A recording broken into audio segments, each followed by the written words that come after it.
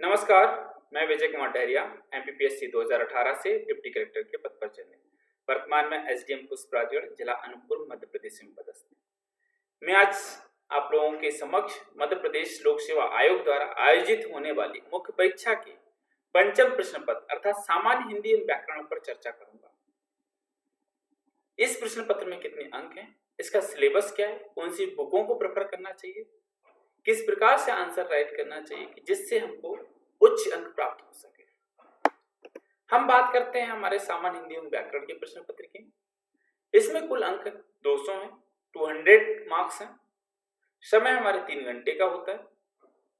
इसमें जो प्रश्न आते हैं वो स्नातक स्तर तक के प्रश्नों को इसमें कंसीडर किया गया है, उस लेवल तक के प्रश्नों को इसमें समाहित किया गया है।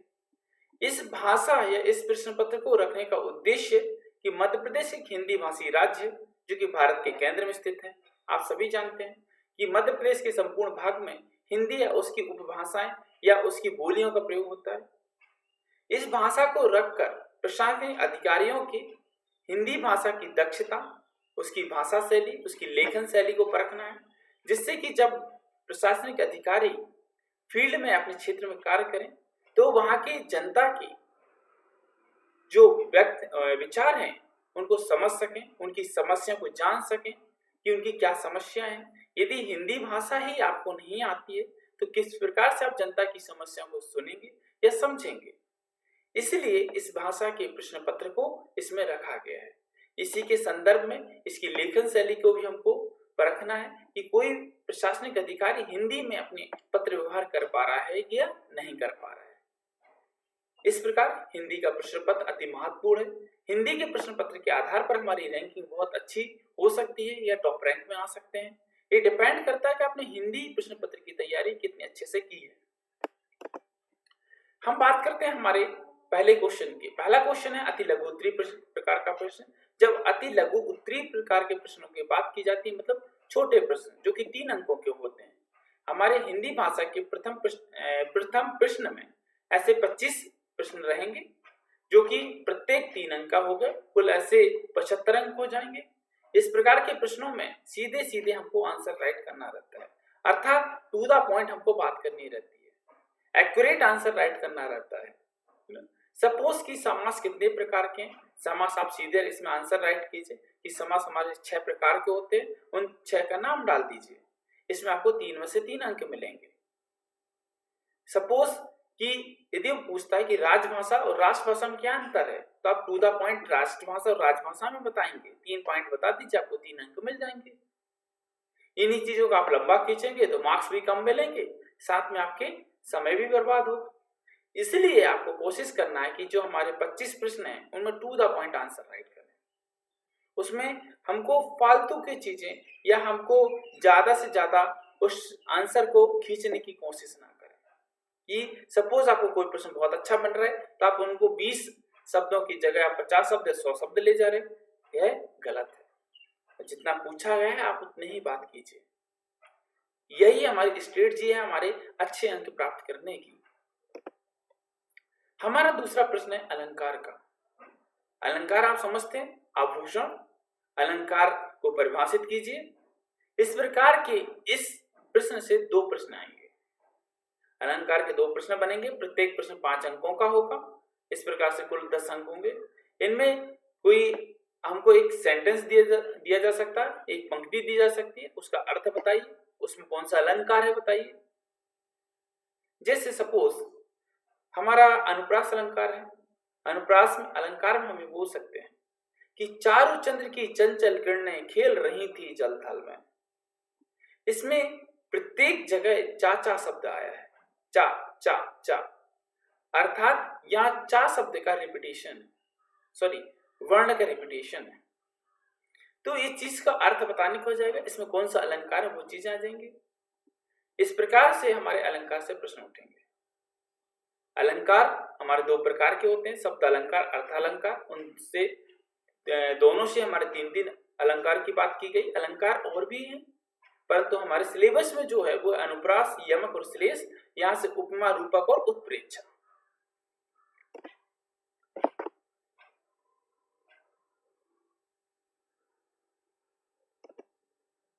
हम बात करते हैं हमारे अनुवाद की, ट्रांसलेशन की। हम जब हिंदी से इंग्लिश या इंग्लिश से हिंदी के ट्रांसलेशन की बात करें, ये हमारा तीसरा प्रश्न है। हिंदी से इंग्लिश ट्रांसलेशन की क्यों आवश्यकता पड़ी या इंग्लिश से हिंदी ट्रांसलेशन की आवश्यकता क्यों पड़ी? इसका सीधा सा उद्देश्य है कि एक प्रशासनिक अधिकारी को हमारी क्षेत्रीय भाषा और इंग्लिश दोनों ही आना चाहिए, क्योंकि इंग्लिश हमारी इंटरनेशनल लैंग्वेज है और हिंदी हमारी राष्ट्रभाषा और राजभाषा है। इसलिए इन दोनों भाषाओं का आना जरूरी है। और उसके कैसे पहचानेंगे? उसका ट्रांसलेशन एक ऑप्शन है। आप हिंदी से इंग्लिश ट्रांसलेशन कीजिए तो आपको चीजें क्लियर होंगी, और इंग्लिश से हिंदी ट्रांसलेशन कीजिए तो आपको दोनों भाषाओं का ज्ञान पता है। जो लेटर इंग्लिश में आएगा आप उनको हिंदी में ट्रांसलेट कर सकते हैं, और जो लेटर हिंदी में आएंगे उनको इंग्लिश में ट्रांसलेट कर सकते हैं। ये हमारे प्रशासनिक अधिकारियों का एक गुण है, ये हम किसी भाषा को कितने अच्छे तरीके से समझ पा रहे हैं। हम बात करते हैं हमारे चतुर्थ प्रश्न की। चतुर्थ प्रश्न है हमारा संधियों में समास का। इसमें हमारे 5 प्रश्न बनेंगे। प्रत्येक प्रश्न हमारा 2 अंकों का है, अर्थात ऐसे 5 प्रश्न होंगे। 5 प्रश्न का कुल 10 अंक। उदाहरण के रूप में देखा जाए कि संधि से कैसे प्रश्न बनेंगे, समास से कैसे प्रश्न बनेंगे। सीधा सा पूछ सकता है कि स्वर संधि कितने प्रकार की होती, आपको 5 के नाम लिखना है। 5 लिखिए और 5 के नाम राइट कर दीजिए। स्वर संधि में आयादी संधि किसे कहते हैं उसके बारे में बताइए। यह निम्न में से कौन सी संधि है? संधि विच्छेद करती है, इसका उदाहरण दीजिए। यह समास कितने प्रकार होते हैं? संधि समास में क्या अंतर है? तत्पुरुष समास क्या है? द्वंद्व समास और कर्मधारय समास में क्या अंतर है? द्वंद्व समास क्या है? द्विगु समास और हमारे कर्मधारय या हमारा बहुब्रीहि में क्या अंतर है? इस प्रकार से प्रश्न उठेंगे। ऐसे आपके 5 प्रश्न होंगे। इसके अलावा हमारा नेक्स्ट जो है वो है ब्राह्म चिन्ह। ब्राह्म चिन्ह की आवश्यकता क्यों पड़ी या क्यों पड़ती है? जैसे मैं आपके सामने अपना लेक्चर दे रहा हूं, लेक्चर देते देते कई बार मैं रुकता हूं, कई बार ज्यादा समय के लिए रुकता हूं, कई जगह हम बहुत शॉर्ट टाइम के लिए रुकते हैं। विराम मतलब स्टॉपेज। तो ब्राह्म चिन्ह मतलब ऐसे चिन्ह जो किसी भी हमारी क्रमबद्धता या हमारे लगातार बोलने या लिखने की क्षमता को रोकता है। डिपेंड करता है कि ब्राह्म चिन्ह हम कहाँ यूज कर रहे हैं, कौन सा ब्राह्म चिन्ह यूज कर रहे हैं।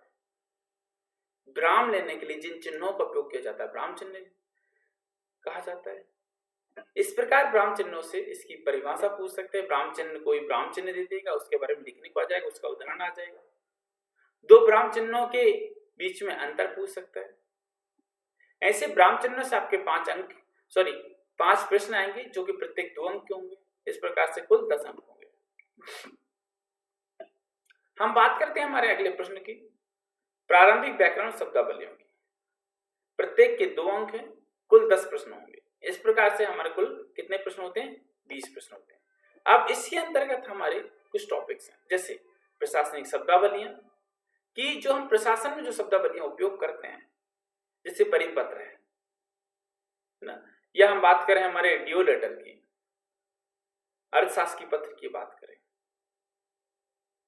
इस प्रकार से जो प्रशासनिक शब्दावलियां हैं उनके बारे में प्रश्न आएंगे। मुहावरे और कहावतों के बारे में। विलोम शब्द, विलोम शब्द क्या होते हैं? अनेक शब्दों के लिए एक शब्द है। जैसे कोई व्यक्ति बहुत ज्यादा बोलता है तो उसको वाचाल कहा जाता है। तो अनेक शब्दों के लिए एक शब्द से एक प्रश्न आ सकता है। तत्सम तद्भव, तत्सम क्या होता है, तद्भव क्या है, तत्सम तद्भव में अंतर क्या है? कोई शब्द दिया जाए रहा मिलेगा, जैसे आम रहे, आम तत्सम है, तद्भव है। पर्यायवाची की बात करें, पर्यायवाची हमारे कोई एक, जैसे मान लो जल, जल का पर्यायवाची 3 पर्यायवाची लिखिए तो आपको लिखना है। यह मानक शब्दावलियां पर्यायवाची के साथ जुड़ा हुआ, पर वो सेपरेट है। मींस एक स्टैंडर्ड हम जो शब्दावलियां यूज करते हैं प्रशासन में, उनसे संबंधित प्रश्न आएंगे। अब हमारा जो नेक्स्ट प्रश्न रहेगा वो रहेगा हमारा अपठित गद्यांश का। ये आपके पास गद्यांश रहेगा, वो कुल 20 अंकों का होगा। उसमें से इसमें क्वेश्चन निर्धारित नहीं कि कितने क्वेश्चन दिए जाएंगे, हो सकता है इसमें 10 क्वेश्चन हो सकते हैं, 5 क्वेश्चन हो सकते हैं, या एक ही क्वेश्चन हो सकता है। अपठित गद्यांश से आप फुल में से फुल मार्क्स निकाल सकते हैं। ये 20 जो अंक हैं आपके लिए वो अंक हैं जो 20 में से 20 इजीली मिल जाते हैं। सिर्फ आपके लिए कुछ नहीं करना है, जो गद्यांश दिया है उसको 2 से 3 बार रीड कीजिए, उसके जो शब्द हैं उनको समझने की कोशिश कीजिए, आप आंसर राइट कर पाएंगे। हमारा जो नेक्स्ट प्रश्न है वो है पल्लवन। पल्लवन क्या होता है? पल्लवन अर्थात हमारे पास एक पंक्ति दी रहेगी, उसका विस्तार करना पल्लवन कहलाता है। इसके हमारे कुल कितने अंक हैं? 10। इसका अर्थ क्या है? एक पंक्ति दे दी जाएगी, उसका आपको विस्तार करना है। नेक्स्ट प्रश्न है हमारा संक्षेपण का। संक्षेपण की जब हम बात करते हैं संक्षेप में करना, परंतु हमारे जब बात करते हैं संक्षेपण की तो गद्यांश को 1/3 शब्दों में लिखना संक्षेपण कहलाता है। ऐसे इसके 10 अंक। तो संक्षेपण को आपको किस तरीके से सॉल्व करना है, किस तरीके से उसको 1/3 शब्दों में करना है, इसकी बात की जाती है। जब हिंदी भाषा की बात करते हैं, हिंदी भाषा हमारा एक अति महत्वपूर्ण सब्जेक्ट है जिससे हम कि अधिक से अधिक अंक, उच्च अंक प्राप्त कर सकते हैं। ये डिपेंड करता है कि आप हिंदी में कितना समय दे रहे हैं। जैसे कहा जाता है कि हमारा जो 3rd paper science and technology उसमें बहुत अच्छे अंक प्राप्त कर सकते हैं, क्योंकि उसमें टू द पॉइंट राइट करना है, साइंटिफिकली या फैक्ट वाइज बात करनी है। सेम भाई हिंदी की बात है, हिंदी में भी हम उच्च अंक अर्जित कर सकते हैं। सिर्फ थोड़ा सा समय दीजिए, हिंदी आपको बहुत अच्छे अंक दिलाएगी, और अच्छे अंक आएंगे तो डेफिनेटली आपकी रैंकिंग अच्छी होगी। अब इसको हिंदी को पढ़ने के लिए हमको कौन सी बुक प्रेफर करना चाहिए? पहली चीज तो आप न्यूज़पेपर पढ़ना है तो आपकी हिंदी अच्छी हो जाएगी, उसमें आपको एक स्टैंडर्ड शब्द मिलेंगे न्यूज़पेपर से, मैगजीन से। आपको चीजें पढ़नी करंट की ही है, परंतु आप उन शब्दों पर गौर कीजिए, हर शब्द में कहीं ना कहीं एक क्वालिटी नजर आती है। आप हमारे नेशनल लेवल की जब न्यूज पढ़ते हैं उसमें जो शब्दों का प्रयोग होता है वो स्टैंडर्ड शब्द होते हैं। हम बात करते हैं कि हमारे पेपर में हम जब आंसर राइट करें हिंदी की तो उसमें छोटी छोटी गलतियां ना करें। कोशिश करें जहां अल्पविराम आ रहा है तो अल्पविराम का प्रयोग करें, पूर्ण विराम आ रहा है तो पूर्ण विराम का प्रयोग करें, ग्रामर की गलती ना करें, जो व्याकरण है उसकी गलती ना करें, जो छोटी छोटी त्रुटियां होती हैं उनको ना करें, जो वर्तनी है उसको शुद्ध करके लिखें। ऐसे बहुत छोटी छोटी हमारी गलतियां हैं जिससे हमारे मार्क्स कटते हैं, उनको ना कीजिए। आप कोशिश कीजिए कि हमारी वर्तनी को शुद्ध राइट करें, ग्रामर या व्याकरण के सही उपयोग करें, विराम चिन्हों का प्रयोग करें, तभी आप हिंदी में बहुत अच्छे अंक अर्जित कर सकेंगे। ये तो ही कि अंक अर्जित कैसे करें। अब बात करेंगे अंक अर्जित करने के लिए हमको कौन सी बुक प्रेफर करना चाहिए। डेफिनेटली इसके लिए आप हिंदी की कोई भी 1 या 2 बुक उठा लीजिए, जहां से हमारा सिलेबस कंप्लीट होता है, आपकी चीजें क्लियर हो जाएंगी। मैं 1-2 बुकों का नाम लेना चाहता हूं, यदि आपको अच्छी लगती है तो डेफिनेटली पढ़िए, जिससे मैंने पढ़ा है। मैंने हिंदी के लिए एक वासुदेव नंदन जी की पुस्तक पढ़ी है, एक बुक पढ़ी मैंने चंचल जैन की।